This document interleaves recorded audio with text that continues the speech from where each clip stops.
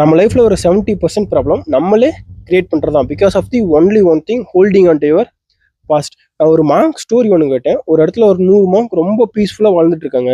அங்க ஒரு 20 வயசு பையன் போய் ஜாயின் பண்றான். ஒரு மாங்க் கிட்ட கேட்கறான், நீங்க மட்டும் எப்படி இந்த அளவுக்கு பீஸ்ஃபுல்லா இருக்கீங்க? என்னால பீஸ்ஃபுல்லா இருக்க முடியல, எனக்கு ஒரு சொல்யூஷன் கொடுங்க. அந்த மாங்க் சொல்றாரு, வா நான் ஒரு இடத்துக்கு போறேன், பேசிக்கிட்டே போலான்னு கூட்டிட்டு போறாரு. போற வழியில ஒரு கல் இருக்கு, அந்த கல்லை ஹோல்ட் பண்ணிட்டுவான்னு சொல்லிடுறாரு. ஒரு 5 கிலோமீட்டர் நடந்து போறாங்க. அந்த மாங்க் ரொம்ப பீஸ்ஃபுல்லா நடந்து போறாரு. பட் அந்த பையன் அந்த கல்லை தூக்கிட்டு வர வெயிட்னால அந்த வெயிட் அவன் கைக்கு போய் உடம்பு ஃபுல்லா ஸ்ப்ரெட் ஆகி ரொம்ப கஷ்டப்படுறான்.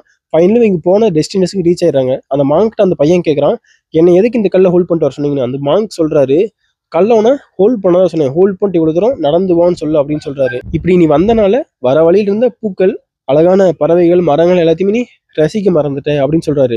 இந்த மாதிரிதான் நம்ம லைஃப்லயும் பாஸ்ட்ல நடந்த ஒரு சில விஷயத்தினால நம்ம அதையே ஹோல்ட் பண்ணிட்டு இருக்கோம். ப்ரெசென்ட்ல நம்ம என்ஜாய் பண்ண முடியல, நம்மளால பீஸ்ஃபுல்லா இருக்க முடியல.